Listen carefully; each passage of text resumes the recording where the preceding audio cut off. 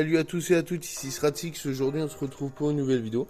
Donc voilà, là on est sur un Opel Movano, donc moteur Renault, c'est les mêmes de toute façon, 1,9 litre. Donc on se retrouve pour un petit chantier, on doit changer la pompe de direction, insister. Mais elle insiste plus. Du coup voilà, comme vous voyez j'avais pas mal démonté. Donc dessus on est obligé d'enlever la calandre, toc. Donc la calandre. Les feux, donc la calandre, il y a quoi? Il y a 5 vis qui se trouvent toc toc toc toc là. Hop, après on enlève les feux et après on enlève ce gros machin. Donc d'où les feux sont pris dessus et la calandre aussi. Donc voilà, rien de fou.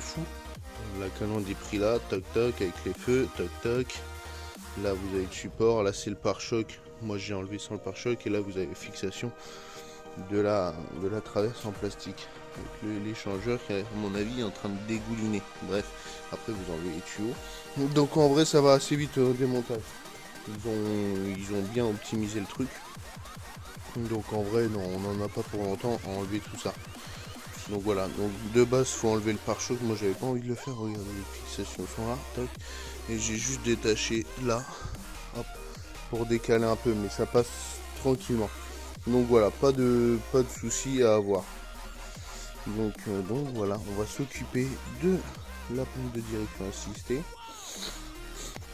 Donc moi je vais bien protéger pour pas que ça coule sur l'alternateur. Donc je vais mettre du carton histoire que ça coule sur un bac tranquillement.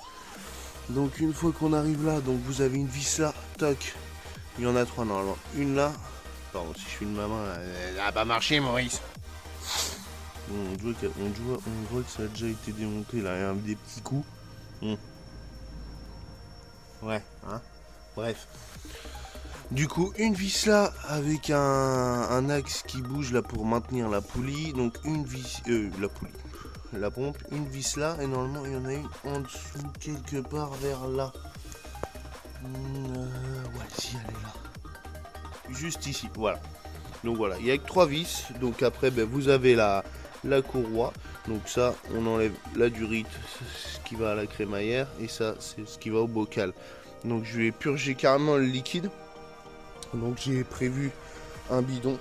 Donc je vais vous montrer. Donc il y a un 1,1 litre dedans. Mais bon, on va pas pouvoir tout purger parce qu'il en reste forcément dans la crémaillère. Mais au moins une bonne partie, donc c'est ça. Donc voilà, faire attention au sens de la courroie, bien sûr. Donc là, elle a l'air très propre même. Donc ça va. Pardon. Excusez-moi. Le dégueulasse. Du coup, donc faire attention sur celui-là, il y a plusieurs modèles de pompe de direction. Donc vous avez le nombre de dents sur la poulie et la dimension de la poulie. Donc voilà. Donc on va faire ça tranquillement. Donc voici la nouvelle. Donc voilà l'huile. Donc Gola les ATF 430. Et ça, voici la pompe toute neuve. Donc voilà, pour l'application, vous avez là. Donc, vous avez même la référence si vous voulez. Une là. Après c'est la référence celle-là si c'est la même que la mienne. Donc moi c'était nombre de dents. Donc, et le diamètre de la poulie 126 je crois. Donc voilà, et l'autre je crois qu'elle a été plus petite. Donc voilà, donc selon ce qu'il y a, vous avez ça. Donc voilà, donc on va se procéder au démontage tranquillement. Donc c'est pas sorcier. Donc ça se sert pas fort en espérant que c'est pas serré comme un zinzin. Mais bon, hein, vous en doutez que là, le petit collier qu'on adore, je pense que je vais le changer par un collier normal ou je vais remettre celui-là, mais il est penché vers le bas. Plaisir pour l'enlever. Cool, super. Wouhou, trop bien. Bon, on va s'occuper de tout ça et on se retrouve tout à l'heure. On va prendre notre temps, pas besoin de se presser. Donc voilà, à tout de suite. Bon, du coup, la technique pour pas en foutre partout. Donc j'utilise même au garage, donc un bac en dessous, bam. Donc là, les deux durites, toc. Donc ça c'est l'arrivée, ça c'est le retour. Donc je vais dévisser, ça va forcément couler, ça tombe dans le papier, ça glisse là-dessus. et après ça tombe dans le bac qui est en dessous. Donc voilà, après nettoyant frein comme il faut, patati patata comme neuf, 0 km tout neuf l'auto là. Donc voilà, bon allez, ça suffit les blabla, va peut-être falloir commencer à travailler, non? Toc, du coup, donc, seconde étape, j'ai desserré 1, 2, 3, 5, 6, 12, 28, 34, ok. Donc j'ai détendu le galet tendeur, toc, j'ai mis la courroie là, je l'ai maintenu coincé là, parce que du coup, comme ça me bouge pas trop de sens. Après j'ai laissé mon cliquet là, mais c'est pas grave, parce que j'en ai un deuxième pour desserrer la poulie. Après j'ai desserré, toc, du coup, bon, ce tuyau qui part à la crémaillère, voilà, 1, 2, 3, 6. Du coup, il n'était pas serré étonnamment. Et après, j'ai pu enlever celui-là. Et j'ai laissé pas mal couler le liquide tranquillement. Donc voilà, pour mettre du liquide tout propre, tout neuf. Donc il ne me restera plus qu'à desserrer les 3 vis de la pompe. Ah oui, j'ai oublié de vous dire. Oui, je vous ai montré les vis là, mais vous me dites ah, comment on fait pour desserrer guignol? Arrête de m'insulter. Donc alors, on a des trous dans la poulie. Donc là. Donc vous voyez, c'est fait exprès. Et ça tombe en face. Comme ça, il n'y a plus qu'à desserrer tranquillement. Allez, à tout de suite. Donc voilà. Donc là, on a remis la pompe neuve. Donc voilà, j'ai resserré les 3 vis. Toc toc. Pas énormément, hein, juste nécessaire. Donc j'ai remis le tuyau d'arrivée de liquide, le retour. Donc ça, je vous rappelle, pas serré fort. Du coup la courroie, et là ce qu'on va faire, on va remettre du liquide et on va faire les tests tout de suite pour voir si ça fonctionne. Donc les voilà les loulous, donc on a remis ça vite fait histoire de mettre l'échangeur pour pas mettre de code défaut. Donc on n'a rien vissé pour l'instant, mais bon ça donne ça quand voilà. Donc là on a rempli le vase à fond. Donc on a démarré, on a fait plusieurs tours de volant tranquillement. Donc pas brusquement, faut tranquille le temps que l'huile y aille bien partout et que ça enlève bien les bulles d'air. Donc voilà, là j'ai arrêté, je vais en remettre un peu. On va faire ça plusieurs fois. Vous pouvez voir la couleur que c'est, j'aime bien que c'est rouge champ un peu, même comme de l'huile de boîte automatique. Hop là, pas plus. Donc voilà.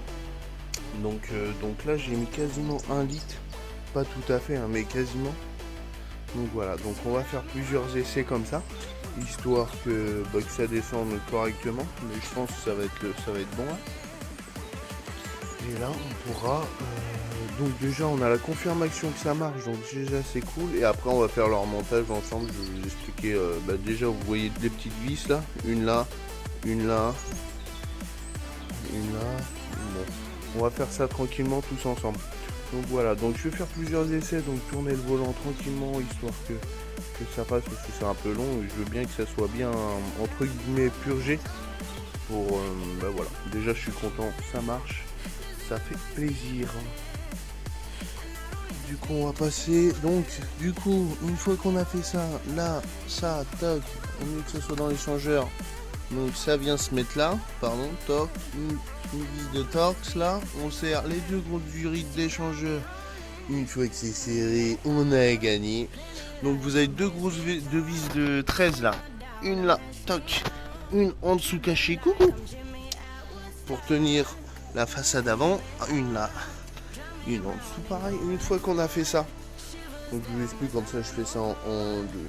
Après vous avez deux vis de 10 qui tiennent comme ça, paf, pif, paf, pouf, c'est le jour où j'y vienne.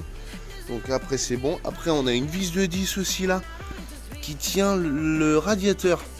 Donc de ce côté là c'est une vis, et de l'autre côté c'est une tétine qui rentre. Ou c'est un trou qu'il y a dans le radiateur, et après c'est une... vous avez compris. Après pour le pare-choc c'est du torx là. Toc, du torx là, une torx là, après donc une torx là, et après vous avez vis de pare-boue. Donc c'est du Torx partout. Donc du Torx, après les vis de pare-roue c'est des tout petits Torx. Donc là c'est du 30 ou 40. Donc là, toc, toc, comme je vous avais déjà montré, là, là, là.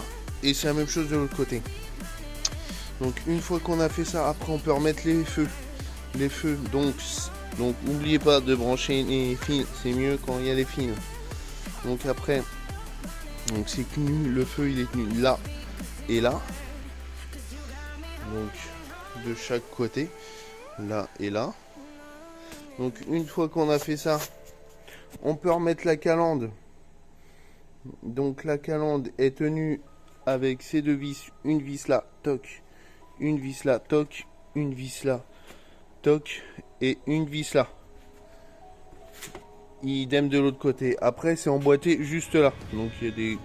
ça c'est comme, ouais, comme le radiateur. Vous voyez dans la calandre il y a un trou. Et là vous avez une... vous avez compris. Donc voilà, une fois que vous avez fait ça, bah, du coup vous êtes tranquille.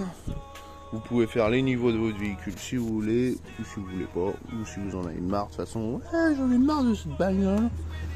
Donc voilà. Et après, une fois que vous avez remis la calandre, ça c'est pas, ça va pas là, hein, ça va là de base avec la petite flèche en mode c'est là trou de balle.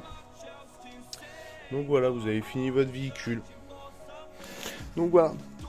Bon les amis, merci d'avoir regardé cette vidéo, les tutos pour les gens comme moi. Non voilà, ça fait plaisir de vous présenter ça. Donc voilà, on se retrouve pour une prochaine vidéo. Je pense à vous. Allez, bisous les loulous.